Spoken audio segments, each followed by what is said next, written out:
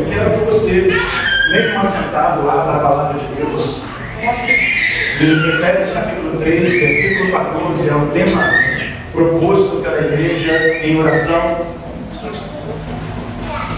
E eu tenho uma palavra de vida e de vitória para você nesta noite. Efésios capítulo 3, versículo 14. Por causa disso, ou na versão que os irmãos escolheram, por esta causa, me ponho de joelhos perante o Pai de nosso Senhor Jesus Cristo, do qual toda a família nos céus e na terra toma nome. Oro para que, segundo as riquezas da sua glória, vos conceda que sejais fortalecidos com poder pelo seu Espírito no homem interior, para que Cristo habite pela fé no vosso coração. E oro para que, estando arraigados e fundados em amor, possais perfeitamente compreender com todos os santos qual seja a largura e o comprimento, e a altura e a profundidade, e conhecer o amor de Cristo, que excede todo entendimento, para que sejais cheios de toda a plenitude de Deus. Ora, aquele que é poderoso para fazer tudo muito mais abundantemente, além daquilo que pedimos ou pensamos, segundo o poder que em nós opera, a Ele seja glória na Igreja e em Cristo Jesus por todas as gerações e para todos sempre. A Igreja diz: Amém. Isto é uma doxologia do apóstolo Paulo. É uma maneira extraordinária de falar das grandezas de Deus, de revelar a glória de Deus. Este tema é muito propício para nós, pois trata da ação singular da igreja, da vida de um cristão, que é a oração. Eu vou poupá-los da introdução histórica e tudo mais. Vocês têm um excelente pastor que pode nos falar com muita propriedade sobre isso. Essa epístola foi escrita por volta do ano 61, 62, e quando Paulo estava preso. Por que sabemos que ele estava preso? Porque ele vai dizer: eu, Paulo, prisioneiro de Cristo. Ele escreve essa epístola da prisão em Roma, conforme registra Lucas em Atos. E esta epístola aos Efésios, ela é acompanhada de mais 3 outras epístolas, conhecidas pelo nome de Filipenses, Colossenses e Filemão. São 4 epístolas que Paulo escreveu enquanto estava preso em Roma, por um espaço de 2 anos. Essas epístolas são chamadas de epístolas da prisão. Então, o primeiro ponto é que as provações que nos sobrevêm, elas nos sobrevêm para nos dar lições, e para que nós tiremos as lições delas, possamos aplicar, possamos extrair o bem de um mal que nos sobrevém. Jó, homem de Deus, patriarca, ele conseguiu extrair o bem de toda aquela provação que vinha sobre ele. Inclusive, em uma de suas declarações mais épicas, registradas no seu livro, no capítulo 19, no versículo 25, ele disse com seus lábios: eu sei que o meu Redentor vive. A palavra Redentor ali no hebraico significa parente remidor, mais chegado. Eu sei que o meu parente mais próximo vive, e que por fim ele se levantará sobre a terra. Esta terra que está me devastando, que está me destruindo, que está me trazendo tristeza, dores, angústia, luto. Um dia o meu parente mais próximo vai se levantar e vai dar um passo. Eu mesmo o verei, mesmo que a minha carne tenha apodrecido e tenha se desfeito em pó, eu verei com os meus olhos. Jó está dizendo que ele veria Cristo mesmo depois da morte, ou seja, Jó cria na ressurreição dos mortos. Então, o princípio aqui é que, apesar das aflições, das tribulações, você pode ter esperança. E nós temos aqui com o apóstolo Paulo uma lei ou um princípio conhecido de causa e efeito. Isso dentro da filosofia é conhecido como o princípio da lógica, da causalidade. Paulo está dizendo, por causa disto, ou por esta causa, eu me ponho de joelhos. Mas qual era a causa que estava pondo Paulo de joelhos? Qual é a causa que pode lhe colocar de joelhos esta noite? Por causa de que você está se ajoelhando diante de Deus? Ou por que causa você não está se ajoelhando diante de Deus? Meu Deus! Pois há também aqueles que negam-se a ajoelhar-se, negam-se a envergar-se diante do Senhor.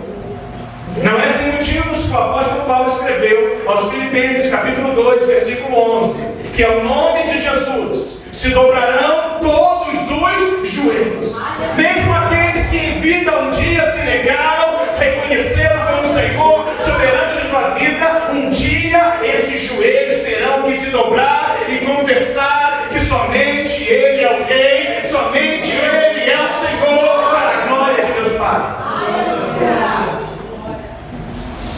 Por 3 vezes, o apóstolo Paulo utiliza este termo, esta oração, esta expressão por esta causa. Vejamos, no capítulo 1, versículo 15, Paulo vai dizer, pelo que ouvindo eu também falar da fé que entre vós há no Senhor Jesus e do vosso amor para com todos os santos, não cesso de dar graças a Deus por vós, lembrando-me de vós nas minhas orações. Paulo recebeu boas notícias dos Efésios, através dos seus amigos, companheiros de ministério. Estes irmãos, Timóteo, Tíquico, Epafrodito, Epáfras, esses colegas de ministério, Lucas, levavam informações até Paulo enquanto ele estava preso. E ele ficou feliz com a fé que havia entre os Efésios e o amor que eles tinham entre si. Eu também fico feliz ao chegar aqui esta noite e ver uma igreja avivada, uma igreja poderosa, uma igreja amorosa, uma igreja acolhedora. Como isto alegra o meu coração. E Paulo revela que ele não cessa, ele não para de agradecer, ele não para de orar pela igreja aos Efésios, ou a igreja de Éfeso, que ele havia plantado durante a sua segunda viagem missionária.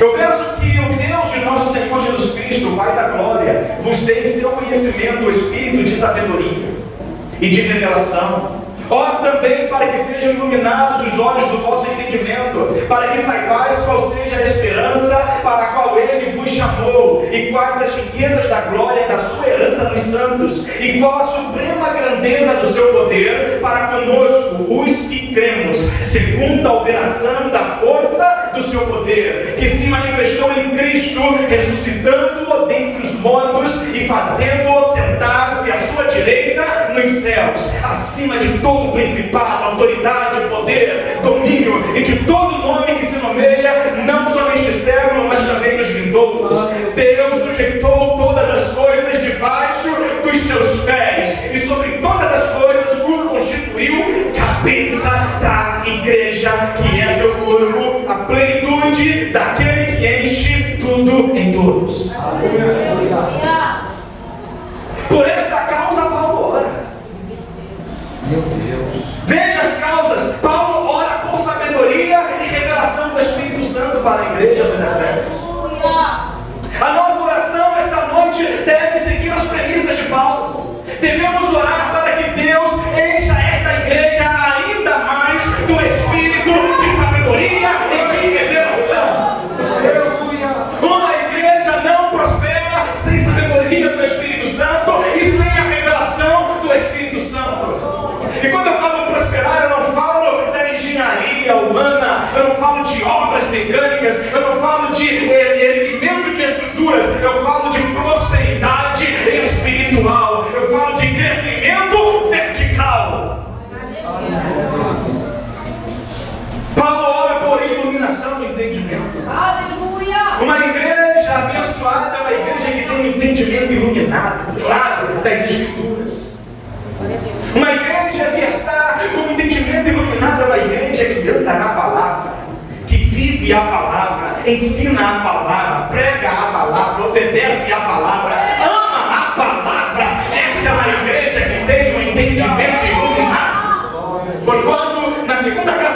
capítulo 4, versículo 4, ele disse que o Deus deste século cegou o entendimento dos incrédulos para que não lhes resplandeça a luz do Evangelho, que nada mais é do que a palavra. Ah, meu irmão, mas nesta noite aqui não há nenhum incrédulo, e se houver, a luz brilhará sobre ti, e as trevas da iniquidade fugirão da sua vida. Pelo que nós estamos orando em favor da igreja. Paulo orava por discernimento espiritual. Ele orava por convicção e experimentação de poder. Ele orava para que os crentes efésios tivessem discernimento. Uma qualidade hoje rara, escassa. Cristãos não conseguem hoje discernir, em primeiro lugar, porque não conhecem as Escrituras, então fica difícil discernir as coisas. A palavra discernir tem na sua raiz o mesmo significado de julgar, separar, fazer a separação. A exemplo aqui, como tem muitas mulheres quando vai lá fazer a escolha do seu arroz e do seu feijão, talvez hoje não com tanta recorrência, mas na época que eu era mais menino, eu lembro da minha avó, da minha mãe fazendo ali a separação dos grãos. O nome disso é discernir. Eles olhavam, viam os grãos que eram piores e separavam para cozinhar somente os menores. Você precisa ter discernimento de Deus para separar os grãos que estão sendo lançados aos quatro ventos. Você precisa orar por discernimento espiritual. Não é qualquer língua estranha que é do Espírito, não é qualquer pregação que é do Espírito, não é qualquer canção que é do Espírito, não é qualquer oração que é do Espírito. Você precisa ter discernimento. Ele orava por convicção, para que vocês saibam qual seja a esperança da sua riqueza, da sua herança. Convencimento, convicção. E ele orava por poder. Uma igreja precisa experimentar a força e o poder de Deus. Esta epístola de Paulo é a única epístola de todas as que ele escreveu que mais ele fala sobre oração e sobre poder. Em Efésios capítulo 6 ele diz: no demais, em outras palavras, além de tudo que eu falei, fortalecei-vos no Senhor e na força do seu poder, revesti-vos de toda a armadura de Deus. Aleluia. Uma igreja que não experimenta o poder de Deus é uma igreja que não oferece perigo a Satanás e seus demônios. Discípulos que não receberam o enchimento do Espírito Santo não podem fazer a obra de Deus. Quando ele estava para enviar os seus 12 discípulos na sua primeira missão, ele disse: vos dou poder e autoridade. E aí os enviou. Quando ele chamou outros 70 discípulos, ele disse: vos dou poder e autoridade, e os enviou. E quando ele havia ressuscitado, ele disse para os seus discípulos: fiquem na cidade de Jerusalém, até que do alto sejais revestidos de poder. E então vocês serão minhas testemunhas, somente depois que vocês forem revestidos de poder. Aleluia! A segunda vez que Paulo fala sobre oração, ou sobre a causa, o motivo dele orar, está no capítulo 3, no versículo 1. Por esta causa, eu, Paulo, sou prisioneiro de Cristo Jesus por vós, os gentios. Qual é a causa que mantém Paulo preso? Qual é a causa que levou Paulo à prisão? Por esta causa eu oro, mas por esta causa eu também sou prisioneiro. De Roma? Não, de Cristo. Prisioneiro dos homens? Não, de Jesus. Tudo sofro por amor dos eleitos, ele disse em outra epístola. Contudo, a palavra de Deus não está presa. Eita Jeová! Eu estou enfermo, mas a palavra não está enferma. Eu estou fraco, mas a palavra não é fraca. Eu estou em dúvida, mas a palavra é fiel.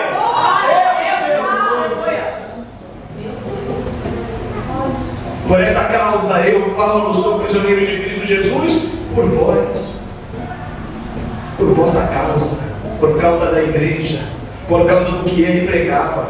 Paulo estava preso por causa da regeneração. Se é que tens ouvido a dispensação da graça de Deus, que para convosco me foi dada. No capítulo 2, ou seja, nos versículos anteriores, ele vai dizer o motivo da causa que ele está preso. Veja, que ele está preso, veja, ele vos vivificou.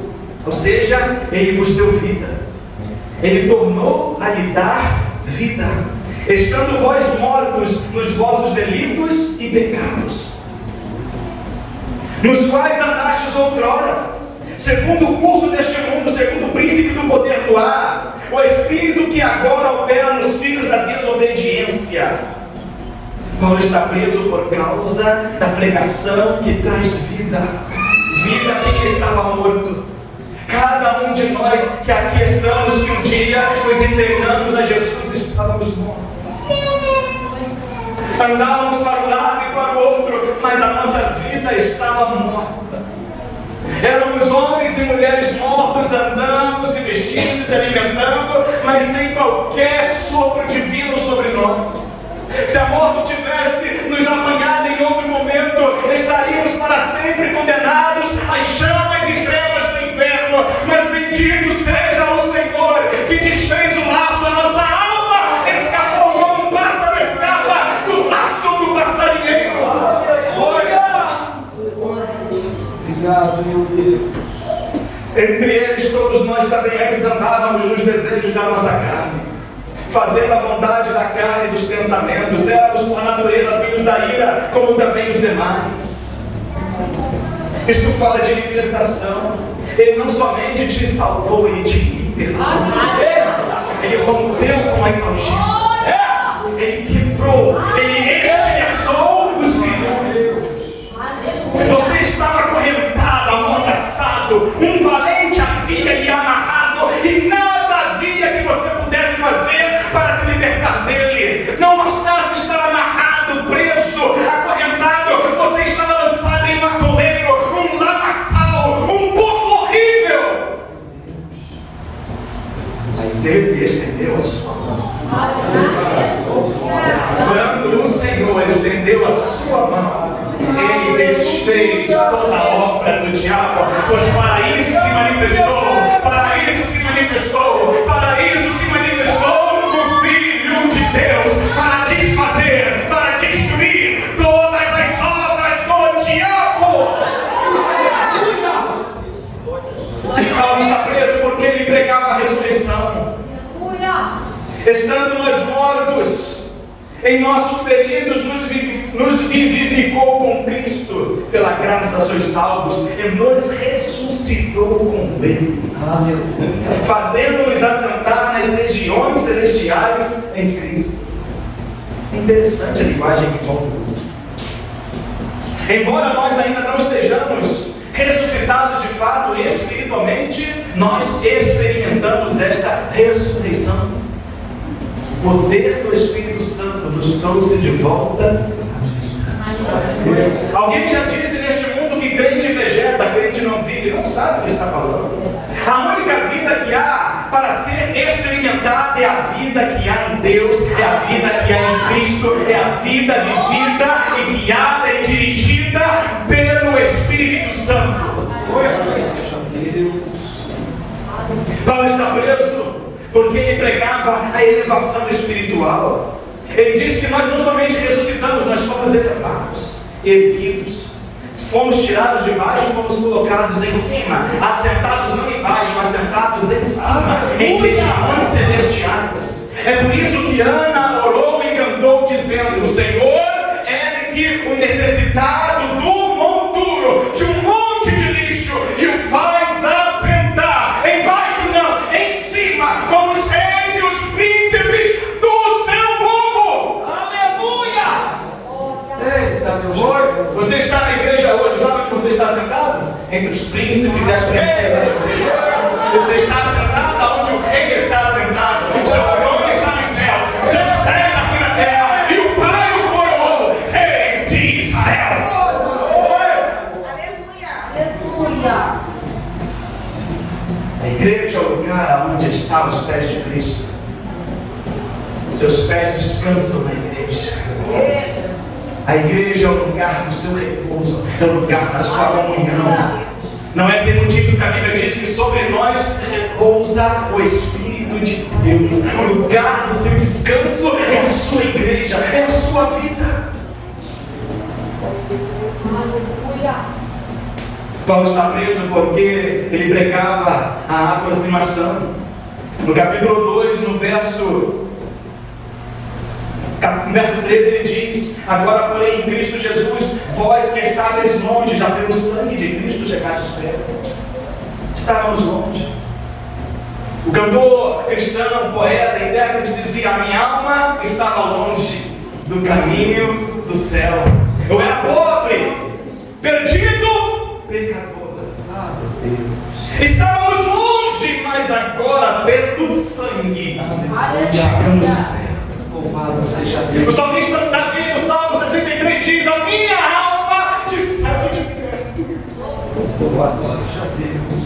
Porém, quando Pedro estava seguindo a Jesus, depois do Getsemane, e ele estava seguindo a Jesus por entre os homens, entre os soldados, e ele foi com Jesus à casa de Anás, à casa de Caifás, e a Bíblia diz que Pedro seguia-o de longe.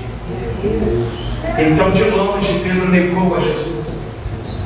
E quando Jesus olhou para ele, quando Jesus olhou para ele, ele caiu em si, afastou-se e foi chorar amargamente. Sabe por que muitas pessoas estão negando a Jesus? Porque estão seguindo de longe. Querem ser fiel até a morte, querem permanecer firme até o fim, querem vencer todas as tentações, todas as provações, todas as tribulações, todos os ataques. Siga Jesus de perto. Estávamos longe, mas agora vamos aproximar-nos. Paulo está preso porque ele prega a pacificação e a reconciliação. Ele está preso porque Jesus promoveu a paz. Promoveu a paz entre nós e os nossos vizinhos, nossos irmãos, nossos patrícios. Promoveu a paz entre judeus e gentios. Promoveu a paz entre nós e Deus. E promoveu a paz entre nós e nós mesmos. Porque tem gente que é tão problemático que consegue ficar em inimizade com ele mesmo. E não é verdade? Jesus. Negócio é sério. Nós não temos aí crises de ansiedade, depressão, traumas, fobias. São problemas que nós temos que resolver aqui dentro, é conosco mesmo, não é com ninguém de fora, é aqui. Jesus resolveu tudo isso na cruz. Aleluia! Somente com o seu sangue.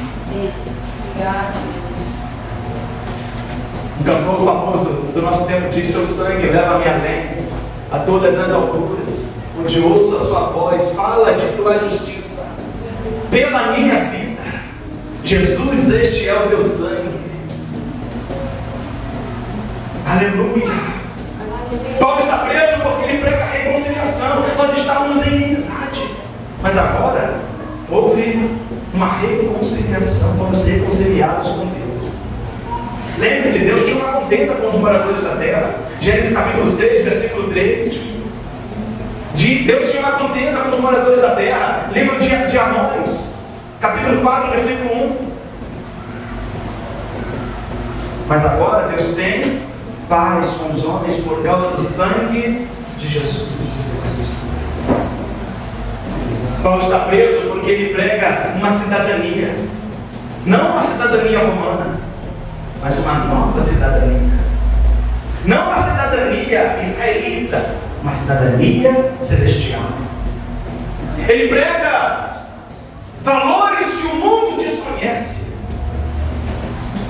Se nós quiséssemos hoje sair do Brasil e morar nos Estados Unidos, um dos melhores países para se viver no mundo, onde você chega lá sem uma prata no bolso, arruma um emprego para lavar pratos e consegue se manter tranquilamente, não vai viver uma vida abastada como os americanos, mas vai conseguir se manter. Vai pagar um quarto de aluguel, vai se alimentar, vai comprar telefone, vai passear e vai construir a sua vida lá. Só que em 6 meses o seu visto de turista vence e você entra em uma condição chamada sem status e passa a estar no país ilegalmente, porque você não tem cidadania. Um amigo meu recentemente estava nos Estados Unidos há 6 anos. Foi para lá como turista, ficou lá 6 meses. Antes do 6º mês, ele conseguiu migrar o visto dele para estudante e lá ficou com visto de estudante muitos anos. Construiu a sua vida lá, montou uma empresa, trabalhou, conseguiu prosperar e no último ano deu entrada no visto permanente de cidadania, junto a uma empresa de advocacia. E não havia segurança nenhuma de que ele conseguisse o visto. Ao fim, graças a Deus, foi aprovado. Um grande milagre. Pastor, sou padrinho de casamento dele. Mas olha agora que Deus pode vir lá para mim. Ele manda uns dólares, né? Olha. E ele está muito feliz porque agora ele pode vir ao Brasil. Veja, a cidadania celestial é muito mais garantida. Aleluia. Você não precisa de uma empresa de advocacia. Você só precisa crer e confiar no nome de Jesus. E você tem um passaporte, você tem um visto garantido para a morada eterna.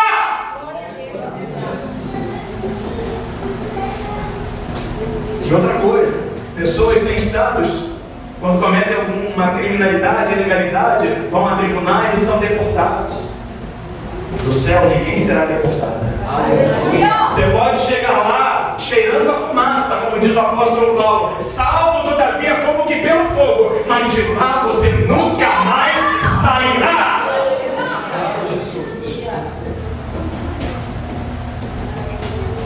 Paulo está preso porque ele fala sobre uma nova família, e hoje eu vou falar sobre isso aqui. Bendiz minha alma ao Senhor, tudo que é mim bendiga o seu santo nome. Não te esqueça de nenhum só dos seus benefícios. A igreja é uma grande família. No capítulo 2, no versículo 19: assim já não sois estrangeiros e nem forasteiros. Quer dizer que você é cidadão. Você pode dizer: eu sou um cidadão do céu? Sou um cidadão do céu? O grupo Caimão compôs uma canção há muitos anos atrás que diz: sou um cidadão do céu, sei quem eu sou, sou escolhido, sou sal da terra, luz do mundo, sou eleito, sou pedra viva, eu sei quem eu sou um cidadão do céu, não sou qualquer um, não, eu sou um cidadão do céu, aleluia.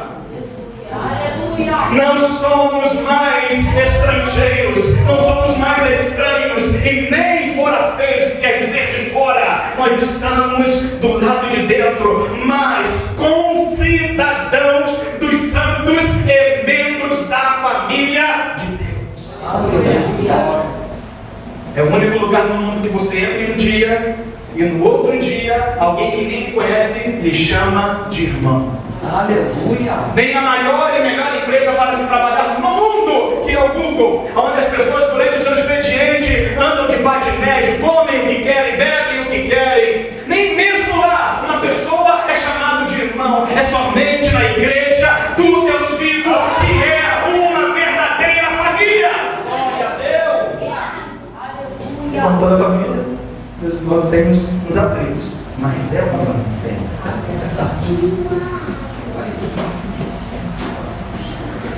Paulo está preso porque ele prega a edificação. Nele todo edifício bem ajustado cresce. A igreja está crescendo.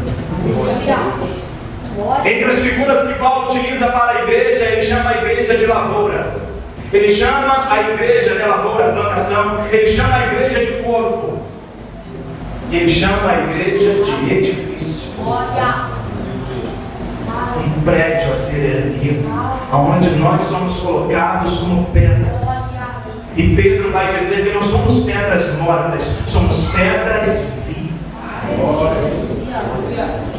E este edifício está crescendo para templo santo no Senhor, ou seja, crescendo em santidade. Santificai-vos o Senhor, amanhã fará maravilhas no meio de vós. Segui a paz e a santificação, com todos, sem a qual ninguém verá o Senhor. Sede santos, porque eu, Senhor, vosso Deus, sou santo. Templo santo no Senhor. E nele, em Cristo, também vós juntamente sois edificados para a morada de Deus no Espírito. Você consegue entender isso? O nosso corpo mortal, perecível, que se a gente não cuidar diariamente, fica com um cheiro ruim. Ele serve de morada para o Espírito eterno. Aquele que está para além do nosso entendimento, que existe fora do tempo, do espaço e da matéria. Ele se compraz em vir e morar, não é passear. Deus não vem dar um passeio na sua vida, Ele vem e faz morada. Ele vem e diz: essa casa é minha, comprei, não a dou, não vendo, não troco, é minha. Você foi comprado por um bom preço. Glorifique a Deus no seu corpo e no seu espírito. Aleluia!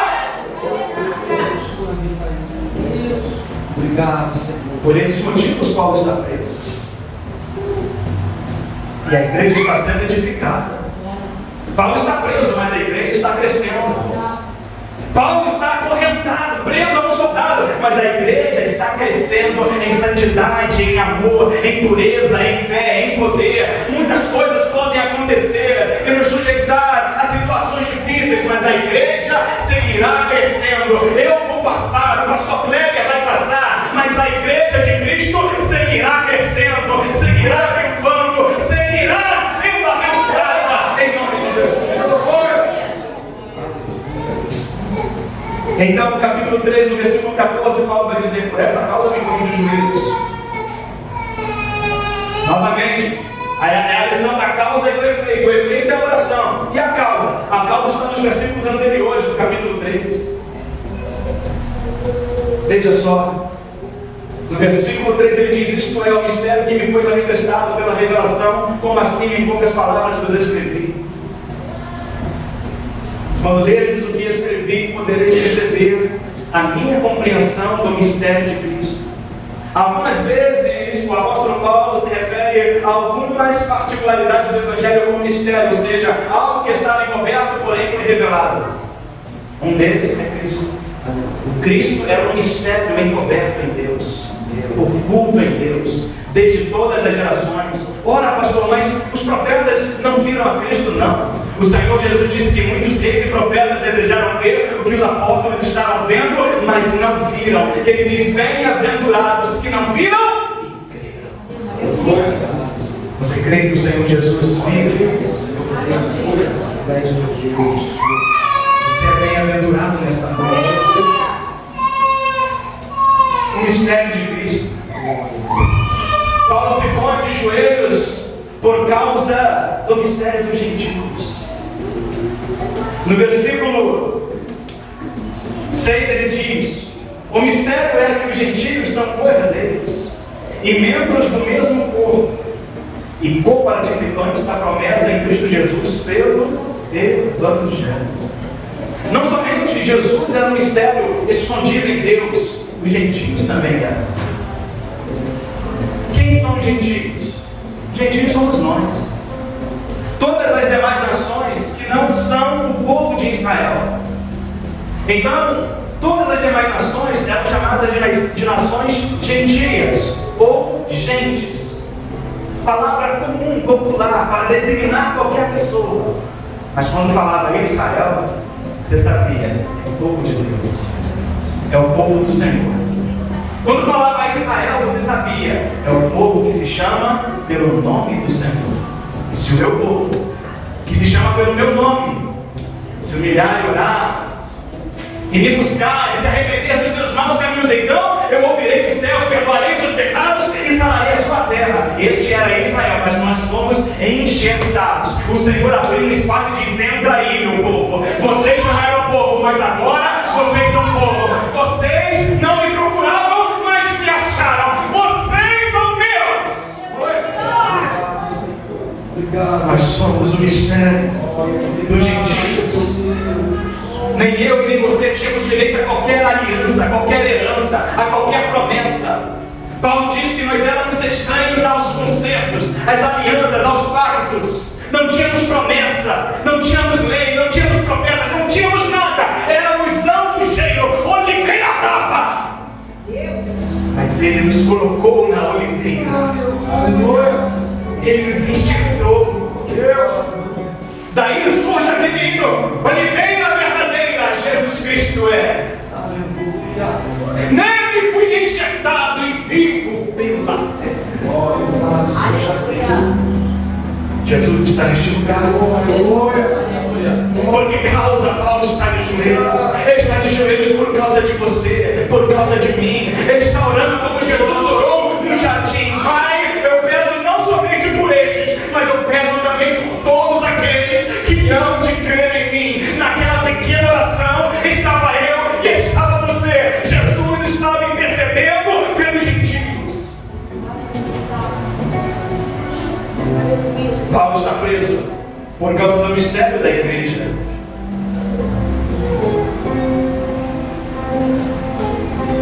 A mim, o menor de todos os santos, me foi dada esta graça, de anunciar entre os gentios, por meio do evangelho, as riquezas incontáveis de Cristo, e demonstrar a todos qual seja a dispensação desse mistério, que desde os séculos esteve oculto em Deus, a que tudo criou. E foi assim, para que agora, pela igreja, você pode dizer glória a Deus? Pela igreja, a multiforme sabedoria de Deus seja conhecida dos principados e potestades nas regiões celestes. O culto que nós damos a Deus dá aula aos anjos. O culto que você presta a Deus quando é em espírito e em verdade deixa os anjos embasbacados, boquiabertos. Pela igreja o Senhor manifesta a sua multiforme sabedoria diante dos anjos, dos principados. Paulo está preso por causa do ministério. Paulo está orando por causa do ministério. Ele diz: fui feito ministro deste evangelho, segundo o dom da graça de Deus, que me foi dado segundo a operação do seu poder. A mim, o menor de todos os santos, me foi dada esta graça de anunciar. Você ora pelo seu ministério? Você ora pela sua vocação? Ora pelo seu chamado? Ora pelo dom que Deus te deu? Paulo está orando pelo seu ministério. Você ora pelo ministério da sua igreja? Você ora por outros ministérios? Paulo está orando de joelhos por causa do desânimo das tribulações. No versículo 13, ele diz: portanto peço-vos que não desfaleçais nas minhas tribulações por vós, que são a vossa glória. Desfalecer é desanimar, é perder a energia, perder o fôlego, perder as forças. Paulo temia que os cristãos recém-convertidos, e alguns já há algum tempo convertidos, olhando para as tribulações, as cadeias que ele sofria, desanimassem, fazendo a seguinte indagação: mas aonde está Cristo? Aonde está Deus? Aqui o apóstolo Paulo serve com tanta fidelidade, que não livra das cadeias, não livra das prisões, não livra das chicotadas, não livra das coladas, não livra das pedradas. Aonde está Cristo? Certamente, se alguém perguntasse isso ao apóstolo Paulo, não tenho dúvidas que ele responderia com o Salmo 115: meu Deus está nos céus e Ele faz tudo o que lhe apraz.